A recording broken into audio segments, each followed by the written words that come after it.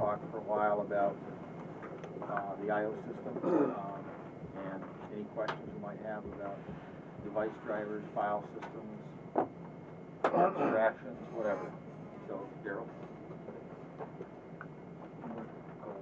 I found out about 5 or 10 minutes ago that I was going to get a presentation, and I don't have a presentation ready. I have one that I did like last May that's out of date. And so what I'd like to do, I guess, I don't know what anybody knows existing tape.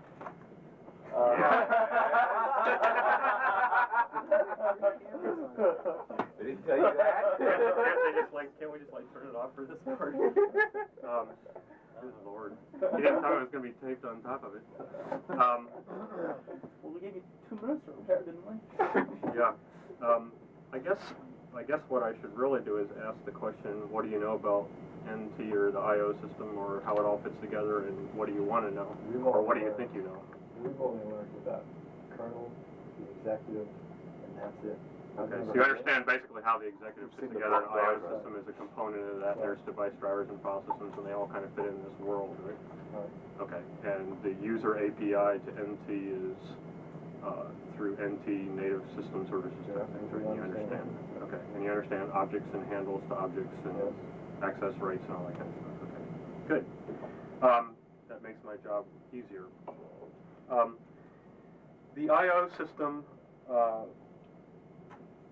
I designed the I/O system to fit into this object model in much the same way as any of the objects in the NT executive. That is to say that a file object is like an event object in that you go out and what you do is you create a handle to an object.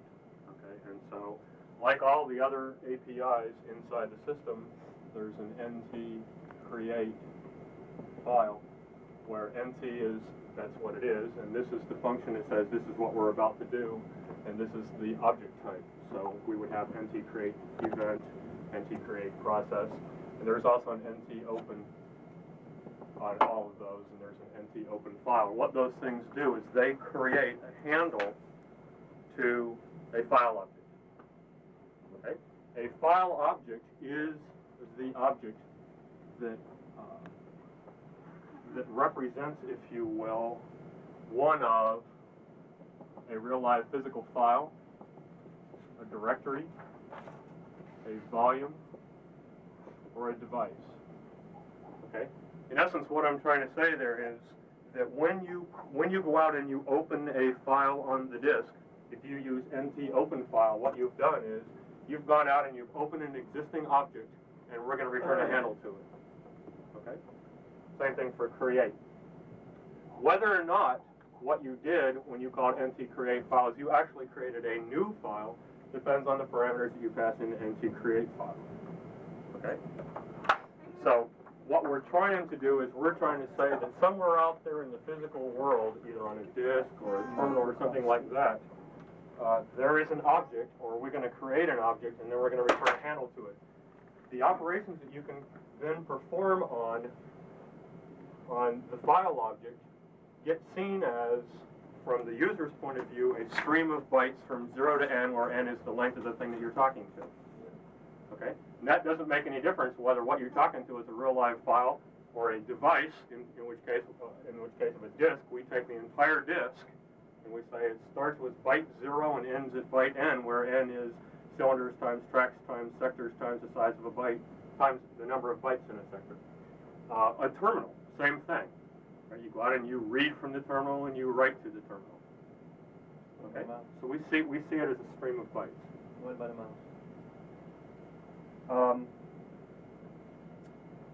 A mouse is the same way. You don't read from a mouse. Okay, there are particular types of APIs that you can perform on file objects, and some of them are valid on some types of files and other ones aren't. Okay. For example, we can do an NT read file, NT write file, NT query information set information, etc., etc. And then, given that not everything in the known universe of I/O fits into this nice, we'd like to be able to read it or write it or query it or set it, like everything else. We have operations that are specific, like query a directory. And then there are some things that don't even fit into that known kind of universe. And so then what you end up with is you end up with two services, one called NT device. I always forget when I named this thing. NT device IO control file. And NT file system control file.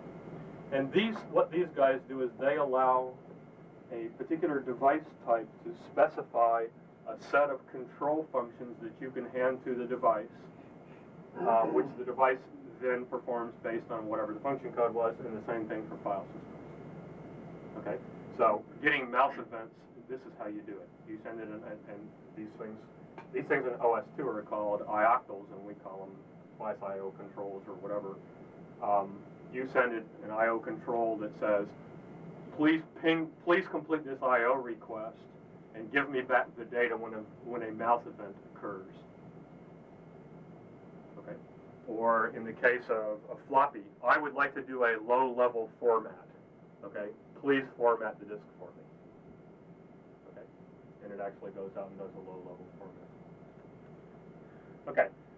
So again, the idea is that from the user's point of view, these objects don't look any different than any other object. You get back a handle. That handle has particular handle attributes as well as access rights associated with it. Okay. For example, a file you have the ability to say on a handle-by-handle basis what the current position in the file that you're trying to get to is, and you can change that, and you can set it, et cetera, based on the type of I/O that you're doing. Okay, those are the API set.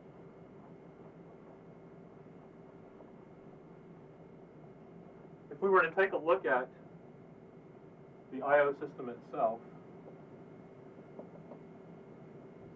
what we'd find out is that, like everything else, there's this API set, which is the NT, what I lovingly call the NT I/O APIs, which are all those APIs, and they get you from user mode into kernel mode. Okay?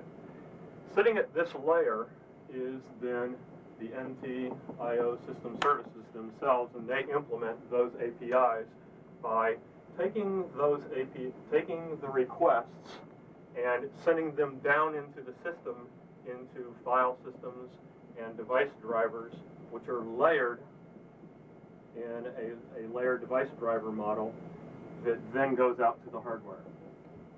And part of the I/O system defines particular calls and things like that file systems and device drivers can make to get things done. Okay, and there are a lot of these.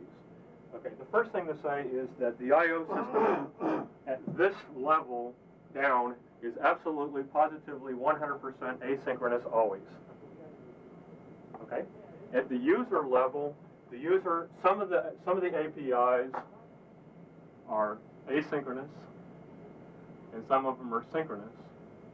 And for those that are asynchronous, when you open the file object, you have the ability to say, I would like to be able to say that all APIs that I call are synchronous, okay? Because, in fact, what's actually sitting up on top of here for us is a subsystem which presents an interface, be it Windows, be it OS2, be it POSIX, or, who cares, Unix, Xenix, or whatever. If you look at every one of those APIs, what you'll notice is that every one of these guys, to its client, I/O is always 100% synchronous. Okay, there are no asynchronous APIs. Well, I don't know of any, there aren't any in these three. I don't know that someone hasn't added some of these, but there didn't used to be. And if you say read, it goes off and it reads it, and when it gets all done, it comes back. So what we did was we gave people the ability to say that what I'd like to be able to do is I'd like to have everything be synchronous. Okay, so what happens is once we come into the system service part of the I/O system, it generates something called an I/O request packet, or an IRP, that represents this request and then sends it to the top level driver, and then that driver takes the request and sends the same exact packet down to the next driver, who sends it to the next one, who eventually gets around to going out and doing something to an I/O device to make this, to actually perform this operation. Okay. Does that make sense, everyone? Okay. The I/O system is layered in the sense that between the system service and the hardware, there may be 1 to n layers of drivers. That is, there may be just one simple driver in the case of like a terminal driver or a COM driver or something like that. There may be more than one where you're talking to a file system who's then talking to a device driver. There may be more than that in the case where there's a file system talking to a class driver, for example, a class driver that understands SCSI disks, who is then talking to one of several different port drivers based on what kind of SCSI adapters you have on your bus. Right? So if you have a Western Digital and you have an Adaptec and you have an NCR SCSI adapter on your system, that one device driver, the class driver, can talk to any one of those three. And so in this particular case, I've got three layers of driver.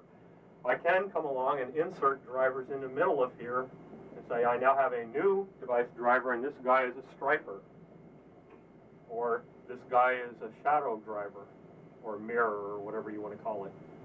Okay, so and you can take a file system, for example, one of our existing file systems, and unbeknownst to it, you can create a tightly coupled volume set. And as long as this particular device driver that the file system is talking to presents the exact same interface as the hardware disk driver does, everything just works. So rather than having a bunch of little disks, what this guy does is he presents those guys to the file system as one great big disk, and the file system has no idea that what's under there are multiple physical disks and couldn't care less. Right? And lo and behold, by writing some simple little driver and sticking it in the middle, you end up with a lot of functionality. You can add functionality to every file system in the system by doing that. Just boom, you're done. Yes, sir? What does the driver look like? What does the driver look like? Okay. Let me say one more thing about layering, and then I'll answer your question.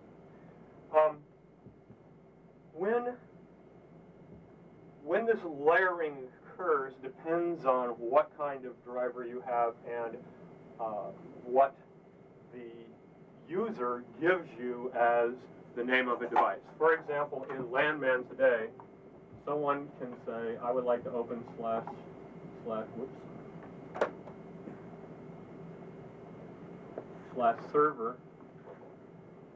/share /path name. Okay? And another way that he might do that is he might say C:. In this particular case, what the user has done to you is he's given you the name of the physical hardware device out here somewhere on the bus. Okay? And somehow what we have to do is we have to take that request to this guy and route it to the top guy so that we can then go down. Okay? In the network case, what we've done is we are not telling you, whether you're going out on the Etherlink card or the token ring card or something else.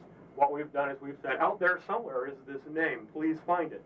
So we started at a top level guy and we work our way down through TCP/IP protocol stacks or NetBUI or JetBUI or whatever, and then we pick a card and we go out on that card. Okay, so in one case you're going this way, in the other case you're coming in and you're starting down here and you have to somehow get up to here.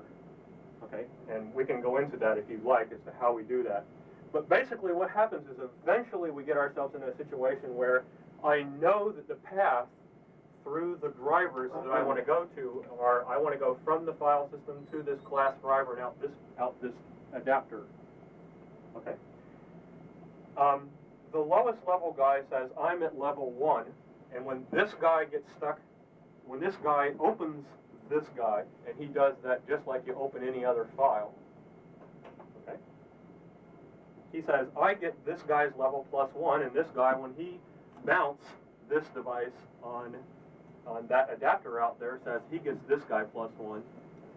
And so what happens is when a request comes in, I look down here and I say, oh, the guy that I really want to talk to is here. How many stack locations in the IO request packet do I want to allocate? And the answer is 3.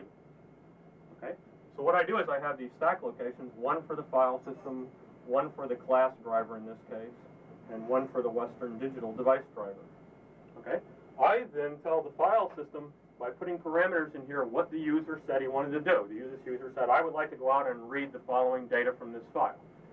And so I call the file system and tell him that. The file system can then take that exact same packet, and by placing parameters in here, tell the class driver, hey, go out and read this off the disk.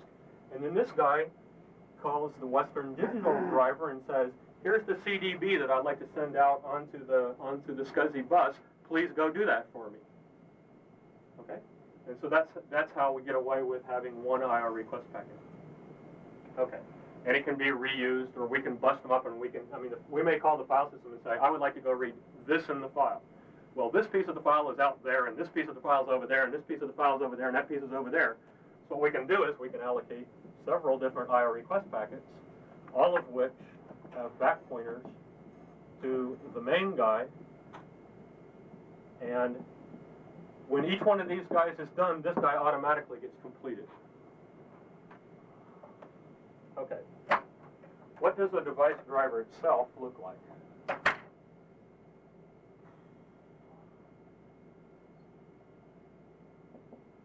It has an initialization routine. Okay.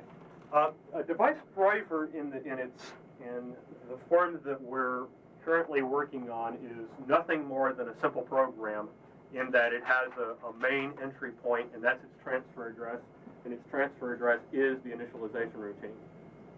Okay?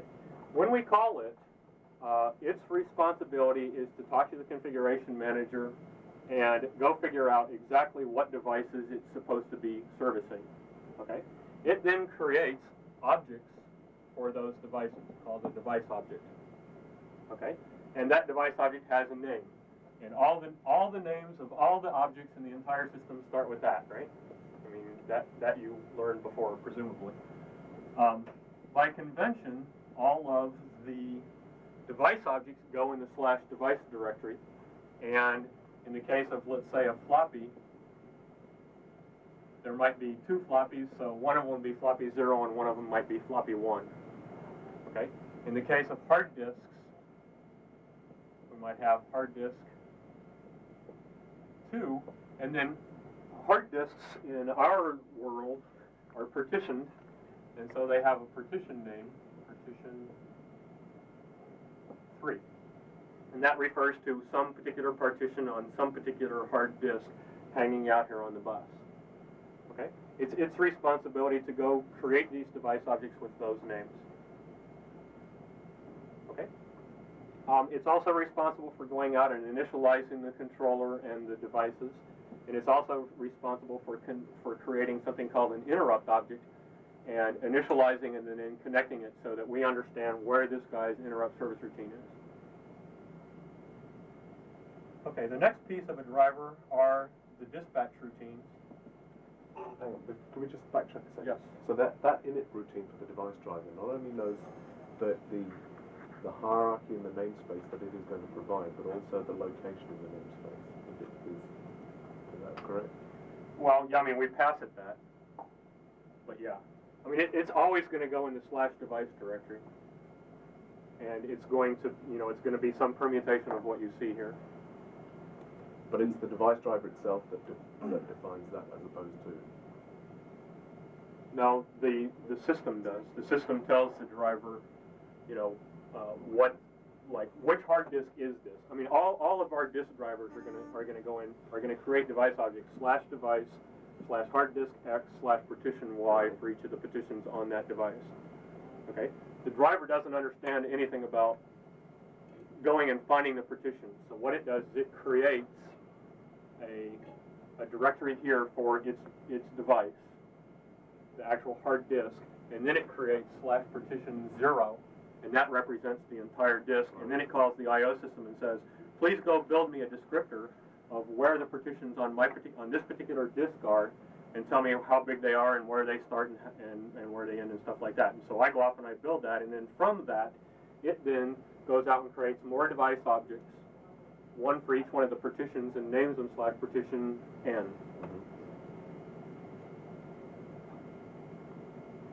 And the fact that he picked the name partition is knowledge to that device driver. It's a convention that we use, right? It's a software convention, but if you don't use it, you're going to have interesting problems. So is there somewhere a standard naming convention for NT? Is there somewhere for most things, for most objects around the system?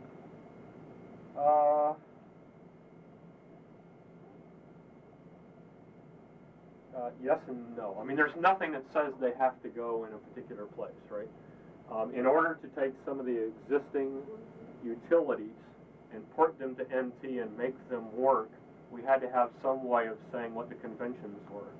So for I/O in particular, I mean, what you call your event doesn't make any difference, right? And there's no software convention that says all events end up in the /event directory. There's nothing that says that. Well, I had to come up with some way of keeping track of where all these things were. So we have these software conventions that say this is how the thing works, right? If you wanted to call your keyboard /mumble, you could do that and it would I work. don't really have a desire to call it differently. I do have a desire to find out a place where all the assumed names are given. Is it written somewhere? Inside the I/O spec is a section on naming conventions in the I/O system, and they basically say this. Are there naming conventions for the non-I/O space, for other pieces of the kernel also, where there's No. assumed conventions for naming? Not that I know of. Yep. Okay. The one thing we tried to do is default on English. I mean, English words as opposed to abbreviations or cryptic things. No, I don't have any qualms about the names you picked. I'm just trying to find a source for finding the ones that I have picked when it comes time to look. Right. That's about it. We don't have very many conventions. The only thing that does have a convention that I know of off the top of my head is the I/O system, and that's so that we can keep them straight. And then it's mostly just for, I was going to say mostly just for disks, but that's not necessarily the case.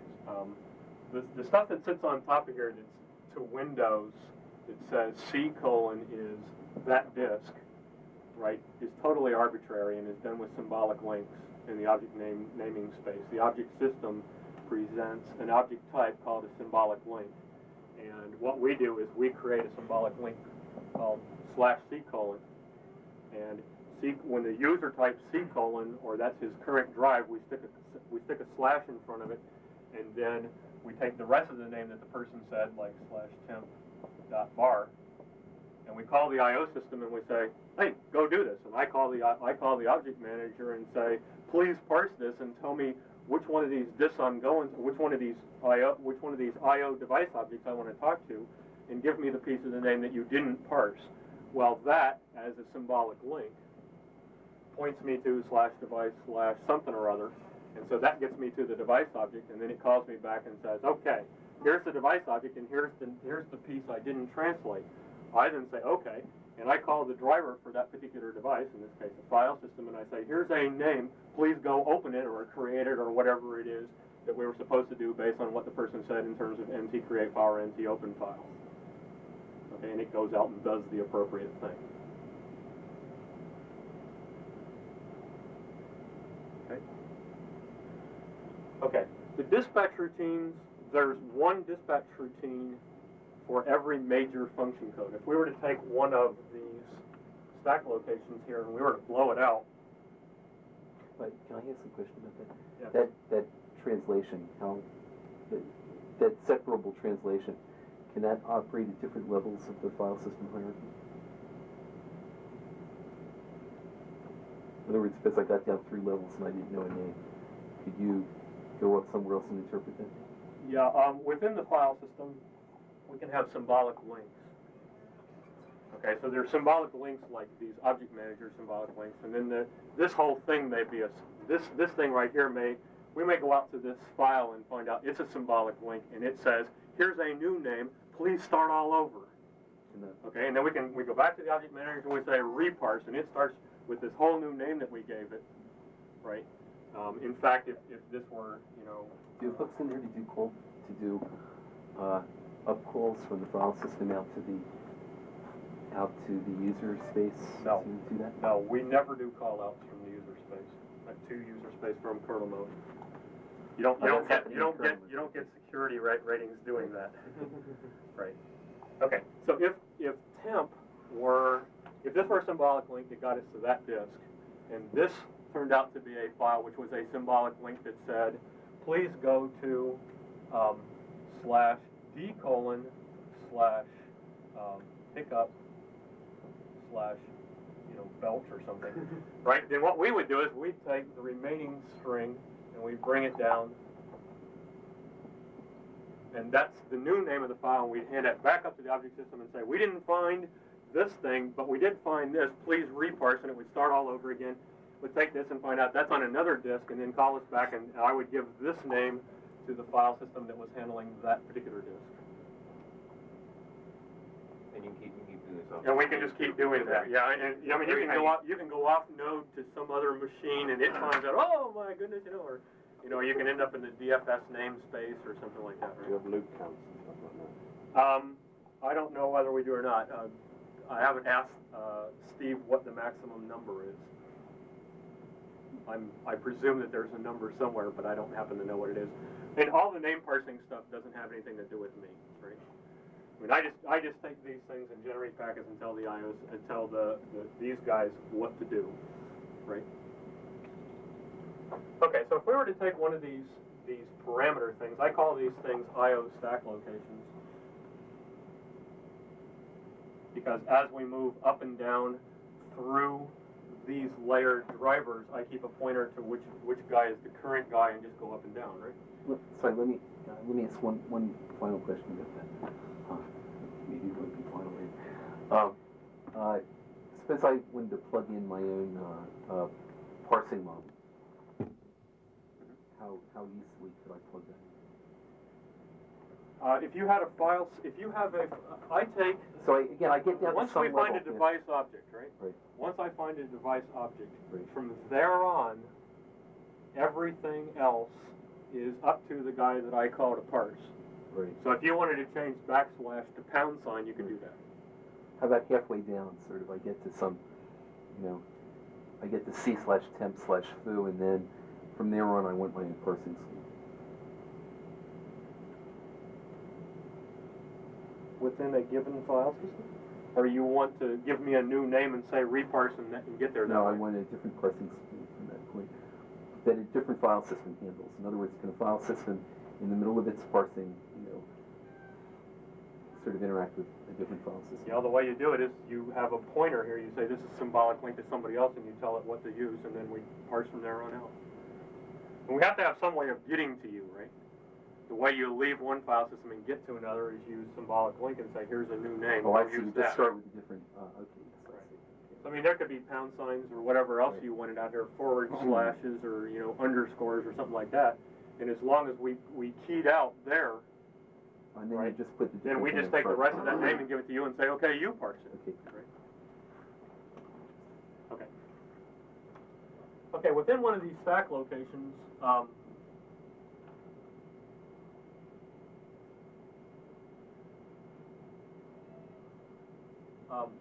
within one of these stack locations that determines what it is that we're going to tell this next driver to do, we have parameters that are based on a major function code and optionally a minor function code, which can be altered by some flags. So there is a major function code for IO request packets called IRP under major under read. Okay, and that would be the major function code.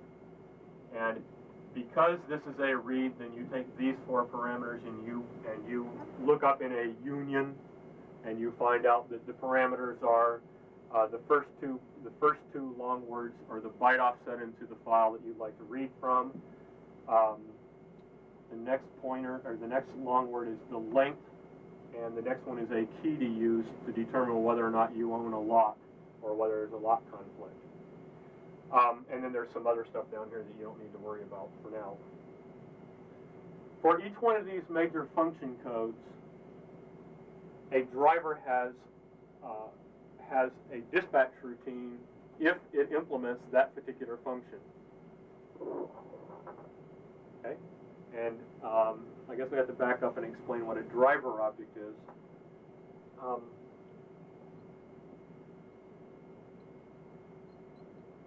When the I/O system goes out and loads a device driver into the operating system and calls it its initialization entry point, it has created a driver object. This object describes the virtual, where is this driver?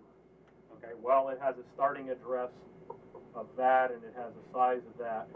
And inside of here is a function dispatch table, which the driver, during its initialization routine, fills in the address of the entry points for each of the dispatch routines, for each of the major functions that it implements. Okay, so if I have a driver like a printer, and let's take a real stupid one, all right? It may have an open routine, a write routine, and a close routine, and that's it, for example. What the driver writer would do is it would have 3 routines: open, write, and close, and when we call an initialization routine, it would fill in the address of those 3 routines in this dispatch table, and that's all that it would have to do. Okay? Now what happens is when we come into the file system, or we come into the I/O system, and I go to generate one of these packets, I put a major function code in there, and then I call a routine that says, go call this driver at this entry point. If that entry point doesn't exist, these guys are pre-filled with the address of a routine that says this is an invalid request for this particular device, and completes the request with an error. Okay? So driver writers only need to worry about whichever ones of these things that they're going to actually implement. Okay. Once the driver decides that it's all set, everything looks fine, it's checked over these parameters, it looks good to it, then the next thing it wants to do is it wants to start this request on the device. And so we have a start I/O. In the most simplistic driver, what the driver would do is it calls the I/O system and it says, here's this I/O request packet, I would like to start it on this device. Okay? What the I/O system does is it goes to this device, and in here is an MP-safe interlocked queue of requests that has a busy bit. Okay? What it does is it takes out the lock and it says, is this device already busy? If the answer to that question is yes, it simply takes that packet and inserts it into the queue. Okay, and returns and says, fine. So, and then the dispatch routine returns, this is now a pending operation. I'll get around to it one of these days. Okay? If the busy bit is not set, then I will set it and make this the current request. And the way I do that is I say, the current request is now that packet, and I call the start I/O routine and I say, okay, your device is not busy, please go do this packet. Okay, go execute this packet. So the start I/O routine then says, okay, now I know that this is the only thing I'm doing, and it goes out and it diddles the device, and then it goes and it simply returns. So it's not the start I/O routine that checks for the status of the queue. It's your major function routine. Neither one of them do. The dispatch routine calls a routine in the I/O system that says I/O start packet, and says, here's the device object, and there's the IRP. Which, by the way, these are the same exact parameters that all these dispatch routines get called with. The exact same parameters that the start I/O routine gets called with. It's the exact same parameters that the interrupt service routine gets called with. It's the exact same, every one of these things has this interface. I'm going to give you a pointer to the device and a pointer to the request. And that's basically all you ever need. Okay? So, he doesn't care whether or not he actually started. It doesn't make any difference to him. Okay, he decides, here, if it's okay for me to go ahead and do this, then call my start I/O routine. Otherwise, let's just queue it and forget about it. Okay? Eventually, at some point, I'm going to take an interrupt, and I'm going to call this interrupt service routine, and the object of the primary goal of an interrupt service routine of a device driver inside of NT is stop the thing from interrupting and tell us that you'd like to do some more processing later. So we use the DPC mechanism, right, which you learned about when you talked about the kernel. What it does is it says, diddle, whatever it needs to do to make that thing stop interrupting, because we're now running it at the same IRQL, interrupt request level, as the device. So we're way up here, we're blocking interrupts all over the place, nobody underneath us can do anything, right? We go out and we diddle the device and we say, okay, queue a DPC and execute this routine the first chance you get, okay? And then it exits. It just returns, okay? And we return from the interrupt, and If nothing else was going on in the system, we'd take the DPC right then and there. Okay. We then call the driver's DPC routine, and its functions are three things. One, go out and figure out whether this thing worked or not. Two, complete this packet, that is IO complete request. It calls the IO system and says, this request is now complete, and then it starts the next packet, IO start next packet, and it says, here's the device object, and here's the IRP. And it exits, it's done. There's a couple of things. First of all, do you support multiple hardware priorities for input? Yes. In which case, how many? And also, does that have to match directly to the hardware itself? Yes, we do. The answer to how many depends on the type of machine you have. On the x86 today, I think that we're currently running downstairs with like 36. On the i860 machine we were doing, we had 4. And how does that match NT? You define what the functions are going to be based on what kind of processor you're executing on. So in other words, you do a virtual mapping, effectively, from Yes. the hardware to a software level. That's right. That's right. And the other thing is that the DPCs, do they run at an elevated hardware priority, or do they run at effectively? IRQL2. Dispatch level is equal to 2. The DPCs always run 2. Is there any prioritization of queued up FIFO. DPC ones? FIFO. Okay. Question on your IO start next packet call. Mhm. That must call something back inside the driver. Yeah, what this does is IO start next packet says, go out to this device object, and if, obviously the busy bit is set, right? If there's something in the queue, then pull it out and call it start IO routine. It's the same start IO for. It's the exact same start IO. It says, okay, here's another packet, start this one. Okay, we're all done with the previous packet, right? We just finished it. But the Now let's go start the next one. Okay, so the difference in context between we're telling a device to process the first packet of the day or the next packet of the day, you're doing the take care in the init routine. Start IO was also called when you sent the first Yes. packet to the Yes. device. What's the difference between the first request we ever give you and the second one? Some devices can make a difference. Then what you'd have to do is when you get to your start IO routine, you'd have to look in your device object.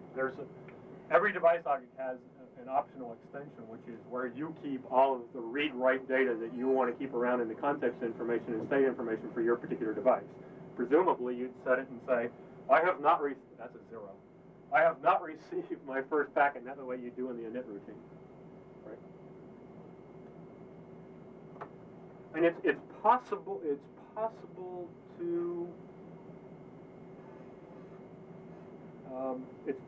do something slicker than that. I won't say that I said this, but because you're synchronized when you get to the start IO routine, and you know you can't get to the start IO routine again from any processor once you get there, because now if someone's got another request, you're busy, so it's going to go in the queue. You could, theoretically, go change the address of the start IO routine to some other start IO routine. You'd have one for, hi, this is the first time, and one for, hi, this is every time thereafter. And I mean, the start IO routine's address is in the driver object, right? I mean, you could do that. I mean, it's pretty backhanded, but I mean, you could do it. If there's anything that I can say about this IO system, it is that it is absolutely 100% flexible. I mean, you can do just about anything. I mean, we've got disk arrays that can take, multiple packets, in which case you don't serialize the IO, right? What you do is you get the thing started, and then as requests come in, you ask yourself, is the device busy? Yeah, well, you just queue it up. You queue it up, you queue it up. Now the device says, I'm done. And you go, okay, great. Take everything that we've accumulated since then and hand the whole thing to the thing, right? Or whatever you want. I mean, you can invent anything you want, right? We've given you all the low-level primitives, and they're all MP safe, and they're all re-entrant, and on and on and on. They're all synchronized and everything, right? And you can use them in any way you want. And we've used them in some pretty imaginative ways in order to do some of these brain-dead devices. Like, I mean, take these floppies, right? I mean, these floppies are You go out to the floppy and you say, okay, here's 1 byte of this set of command bytes I'm going to give this floppy, and you ask the floppy, are you ready to receive this byte? No. Are you ready to receive this byte? No. Are you ready to receive it? I mean, you can go up to 375 microseconds later, and it's allowed to go that long before it says, okay, I'll take the byte. So you give it to it, right? Okay? You got 8 more bytes. So you got to do this with, right? So you get the second byte and you go, are you ready to take this byte? No. Are you ready to take it? You just go through this forever and ever, right? Okay, well, you take 375 microseconds, and you multiply it times 9, and you tell me how many users are going to like the throughput of your machine now, right? Because you've hogged the processor going, can you take this? Can you take this? Can you take this? I mean, that's stupid, right? So, I mean, we have ways of dealing with things like that. Like, for example, your device driver can have a thread associated with a full-blown thread, right?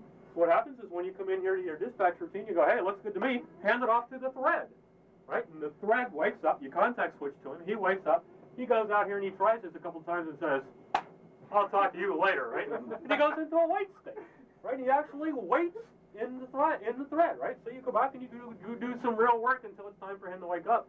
10 milliseconds later, and he says, now are you ready to take it? And so he says, no, I'm still not ready to take it. You say, fine, right? And so you go back to sleep for another 10 milliseconds, and then you wake up, and if he tells you no this time, it's definitely been more than 10 milliseconds, right? He has 375 microseconds to say, yeah, and you say, hey, you're screwed, man, forget it, right? You time out the request, and you say, this request didn't work, and you complete it with an error that says, I got a device timeout. This thing ain't ready to do jack beans. Either you don't have a floppy in there, or else something bad, really bad happened. Don't get me going like that, okay? I get too sweaty. Okay. And in fact, not only can you have threads, but you can also have processes.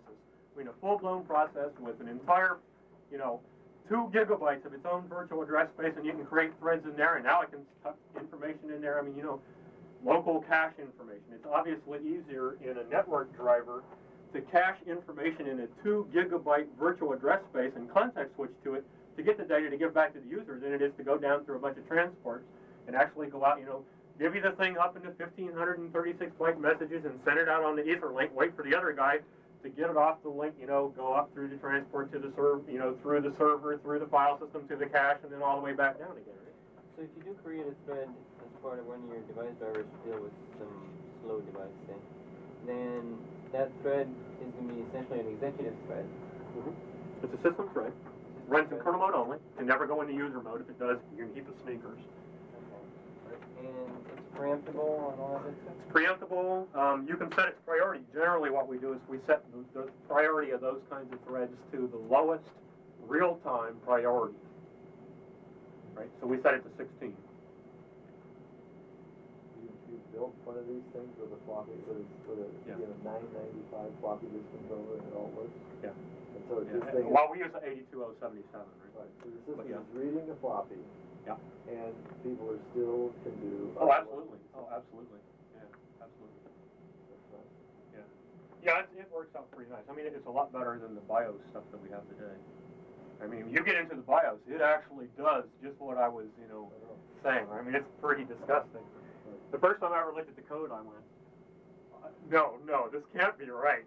No. I mean, these things in this world, to me, having been in this world for 2.5 years now, after spending 16 years in the real world, sorry, I mean, like the first time I programmed this thing, it took me 2 days to write the floppy driver. And it took me 2 days because I couldn't believe that the thing was so brain dead, right? I could not get the thing to successfully complete a request. You know why? Because what you do is you go out and you say, I'd like to start reading data at this sector, and I'd like to end at this sector, right?